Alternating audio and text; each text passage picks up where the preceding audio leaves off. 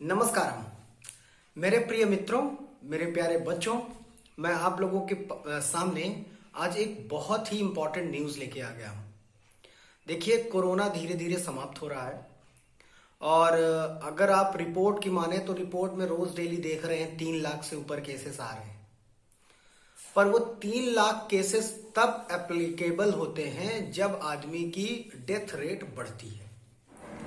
ऐसा पाश्चात्य काल से माना जा रहा है। जितनी भी पेंडेमिक्स आई हैं इस दुनिया में, उनका एक दायरा होता है। फर्स्ट में थोड़ा कम हानिकारक होती हैं, सेकंड में बहुत ज्यादा, और थर्ड में आकर के उनका समापन हो जाता है, यानी पेंडेमिक इंडेमिक की ओर चल देता है।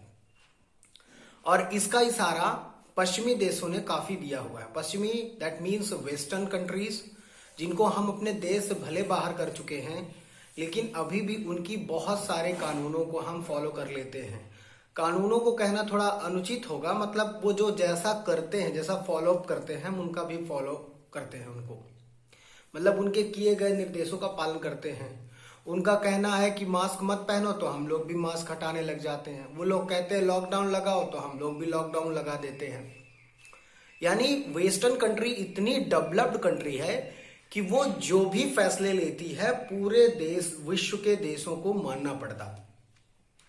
अभी ब्रिटेन के जो हमारे प्राइम मिनिस्टर जी हैं, हमारे नहीं, ब्रिटेन के हैं, बोरिस जॉनसन जी ने, उन्होंने घोषणा कर दी है कि अब उनके देश में कोई भी मास्क नहीं लगाएगा। हालांकि उसके पीछे रीजन है, उन्होंने 2 डोज लगवाने के बावजूद 3 डोज यानी बूस्टर डोज भी कम से कम 60% लोगों को लगवा दी है। उन्होंने वर्क फ्रॉम होम का कार्यक्रम खत्म कर दिया, जो कि अच्छा भी है। लोग चाहते भी हैं, घर में रहते रहते बोर हो चुके हैं, और रेस्तरां या होटल या सार्वजनिक प्लेसेस पर जाने पर किसी को अपना कोविड वैक्सीनेशन दिखाने का सर्टिफिकेट दिखाने की जरूरत नहीं पड़ेगी। ये बात पॉलिटिकल्स नहीं है, ये जो मैं आप लोगों से करने आया हूं, this is not about that politicals, it's about to examinations. मेरे प्यारे बच्चों, एग्जाम पक्का होंगे, ये तो आपको बता देता हूं मैं आज। इसीलिए मैं ये आज वीडियो बना रहा हूं। भारत में भी 3 लाख से ऊपर केसेस आ रहे हैं लास्ट 3 डेज से, और ये बढ़ते रहेंगे। लेकिन जो डेथ रेट का आंकड़ा है वो 400 एंड 500 के अंदर है। मैं ये नहीं कहता कि ये मौतें बहुत इंपॉर्टेंट नहीं रखती, दुनिया में हर एक जीवन बहुत महत्वपूर्ण रखता है, पर ये तो जब 7 बिलियंस लोग रहेंगे तो कुछ ना कुछ तो लोग जाते रहेंगे ना। ये प्रक्रिया है, दिस इज द प्रोसेस। कभी मैं, कभी आप, सबका जाना तय है, कौन कब जाता है। तो वो बीमारियों का, मतलब जुखाम से भी बहुत सारे लोग अगर नोट किया जाए तो हर साल जुखाम से लोग मरते होंगे। कई सारी बीमारियां हैं, तो कोरोना की वजह से लोग मौत तो होती होगी, लेकिन सरकार को ये तो समझ में आ गया है कि किसके अंदर कितनी इम्यूनिटी है, और एग्जामिनेशन कराना बहुत जरूरी है। मैंने बहुत सारे अभी आर्टिकल्स पढ़े थे। रघुराजन जी का एक आर्टिकल मैंने पढ़ा था, काफी शानदार उन्होंने लिखा था कि अगर जो हम पढ़ाएंगे नहीं बच्चों को, स्कूल नहीं खोलेंगे, तो बहुत सारी हमारी जो ये वाली पीढ़ी है 3 सालों की, ये बिल्कुल ही बेकार रहेगी। अगर हमारे बच्चे ही नहीं अच्छे होते हैं तो फिर देश कैसे विकसित होगा। सीधी सीधी समझिए, बच्चे ही तो आगे चल करके प्रोफेसर, डॉक्टर या फिर अदर चीजें बनते हैं। और इन 2 सालों में बच्चों का बहुत ही नुकसान हुआ है। बच्चे इंटरेस्ट नहीं ले रहे हैं क्योंकि उनको मजा आ रहा है, पर आगे चल करके ये देश को प्रभावित करेगा।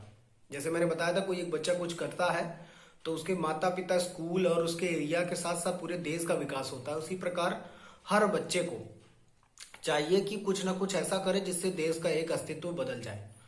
तो हमारी पीढ़ी बहुत ही अनभिज्ञ रह जाएगी अगर जो इन 2 सालों में। तो स्कूल को जल्द से जल्द खोलना चाहिए, और ये अच्छी चीज है कि एग्जाम होना चाहिए। तो सभी बच्चों को मैं अभी आज निर्देश देता हूं कि सभी बच्चे अपनी परीक्षा की तैयारी बिल्कुल करने लगे। आज मैं आपको कुछ ऐसे नियम बताऊंगा जिसकी सहायता से आप, जो कंसंट्रेशन है, सबसे ज्यादा कठिन है कंसंट्रेशन। बहुत सारे बच्चों ने अपना कंसंट्रेशन खो दिया है, उनका मन ही नहीं लगता, पढ़ाई की ओर जाता ही नहीं है। उसके पीछे के रीजन जो मैं आपको अभी बताऊंगा, उन्हीं को आपको रिमूव करना है अपने जीवन से। और सिर्फ 1.5-2 महीने की बात है। अगर एग्जाम स्टार्ट करने की बोले तो शुरू होने में भी 22-23 दिन है, और अगर पूरा खत्म होते होते मतलब समझ लीजिए कि 1.5 महीने का समय आपके पास अब बचा हुआ है एग्जाम के लिए। 12 फरवरी से तो आपका प्रैक्टिकल स्टार्ट हो जाएगा, तो समझ लीजिए कम ही समय बचा है। तो उसके लिए आप क्या क्या करने वाले हैं वो मैं आप लोगों को आज सलाह के रूप में बताने वाला हूं। अगर आपको अच्छा लगे तो बिल्कुल उसको फॉलो अप करिए। आजकल बहुत सुदृढ़ आपके पास कॉन्सेप्ट आ गए हैं, पुस्तकें आ गई हैं, जिनको आप एक ही जगह रख करके उससे अच्छे से पढ़ाई की जा सकती है। आइए शुरू करते हैं। तो क्लास 10th और 12th के बच्चों के लिए ये है प्रैक्टिस रूम। सबसे पहले चाहे जितना इंपॉर्टेंट फोन हो, उन फोन को आप साइड में रख दीजिए। बिल्कुल भी उस फोन को हाथ मत लगाइए। अब उस फोन को इतना जल्दी छोड़ना आसान नहीं है, इतने बड़े बड़े फोन, गेम्स, मोबाइल्स, और उससे पढ़ाई भी करना बंद कर दीजिए। मैं किसी भी बच्चे को अलाउ नहीं करूंगा कि वो यूट्यूब से या कहीं और से पढ़ाई करे। सिर्फ आपके माइंड को डिस्ट्रैक्ट करता है। इस टाइम पे आपकी बुक ही सबसे अच्छा हथियार है, और बुक का ही इस्तेमाल करके ये जंग जीत सकते हैं। आप किताबों के माध्यम से पढ़िए, वो डिस्ट्रक्टिव कम होती है, बहुत अच्छी होती है। बुक से प्रेम करिए और बुक को पढ़ाई करिए। अगर आप मोबाइल में पढ़ाई करते हैं, जो पेरेंट्स भी देख रहे हैं, तो उनसे भी मेरा अनुरोध है कि वो लोग प्लीज बच्चों को सेल फोन बिल्कुल भी ना दे। सेल फोन से बिल्कुल किनारा कर दे, एकदम से किनारा कर दे। 1-2 दिन थोड़ा बुरा लगेगा, पर इट्स ओके। बच्चों को पास भी तो करना है एग्जाम। तो अभी आप लोगों को सिर्फ बुक और बुक से पढ़ना है। मैंने कुछ बच्चों के लिए पेपर्स भी बनाए हैं 10th और 12th के लिए, वो ले ले और वो उसकी अच्छे से तैयारी करें। शुरुआत आप छोटी चीजों से करें। जरूरी नहीं है कि सारी चीजें इकट्ठा याद होने लगे। आपकी परीक्षा बोर्ड या परीक्षा अध्ययन की पुस्तकें आ गई हैं, आप नोट्स नहीं बनाए होंगे। बहुत सारे बच्चे तो ऐसे नोट्स ही नहीं तैयार किए। तो वो किताबें आपको सुदृढ़ता देते हैं, आपको ताकत देते हैं कि आप उनकी मदद से आप अपनी पढ़ाई बहुत अच्छे ढंग से रेगुलेट कर सकते हैं उसमें।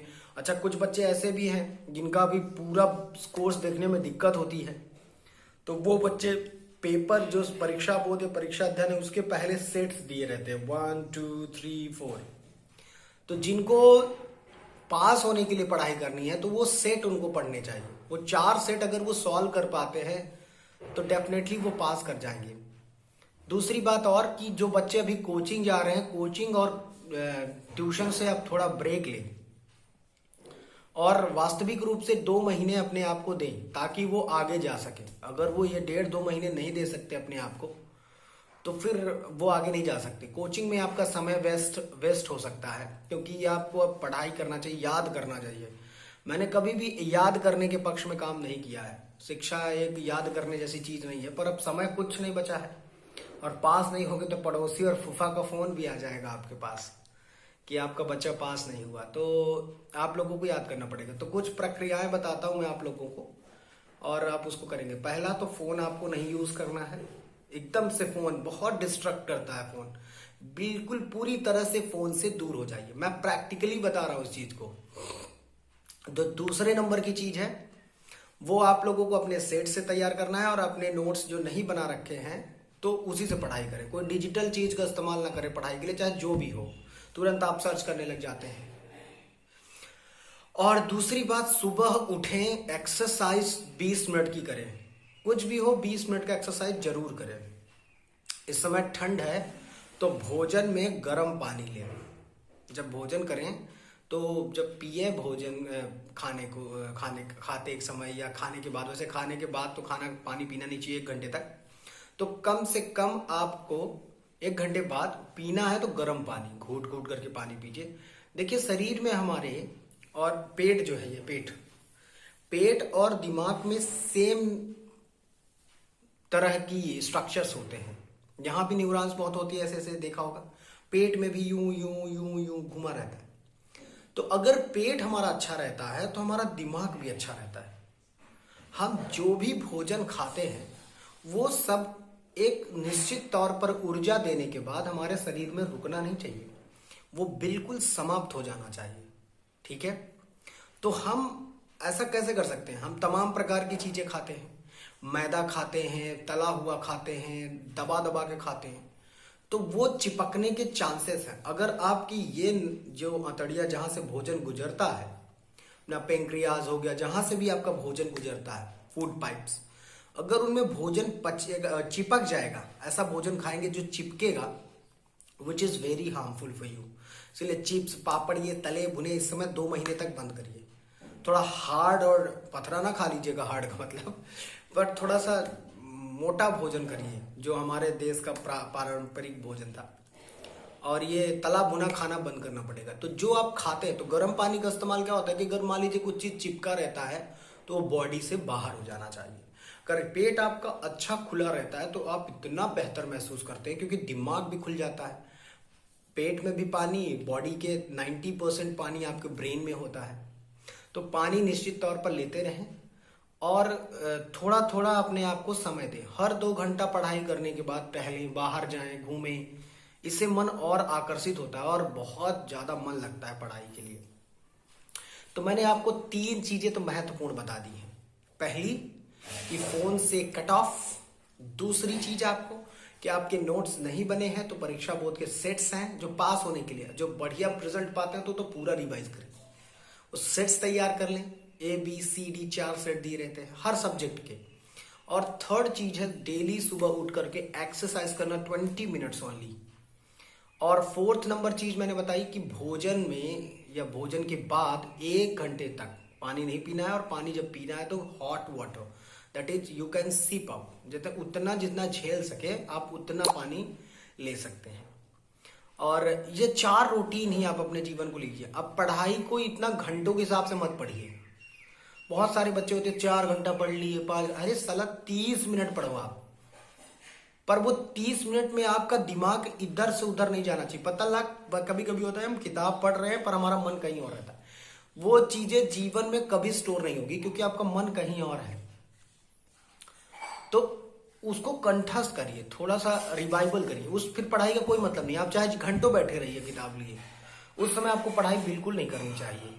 जो काम करने में मन ही नहीं लगता वो काम नहीं करेंगे। इसका मतलब ये नहीं कि पूरा पढ़ाई में मन ही ना लगे। आपको मन लगाइए, आपको ये बतवाइए, और खास करके मेरा वीडियो देखिएगा एक बार, बतवाइए ये। अच्छा वीडियो तो देखना ही नहीं है, क्योंकि आपको तो मोबाइल इस्तेमाल ही नहीं करना है, ये लास्ट टाइम देखना है बस ये वाला।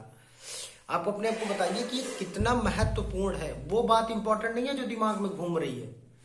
इट इज इम्पॉर्टेंट दिस कि हमें अगले सीढ़ी तक जाने के लिए, नेक्स्ट स्टेप तक जाने के लिए हमें ये क्लास पास करनी पड़ेगी, और उसके लिए मुझे इस एग्जाम के लिए प्रिपेयर होना पड़ेगा।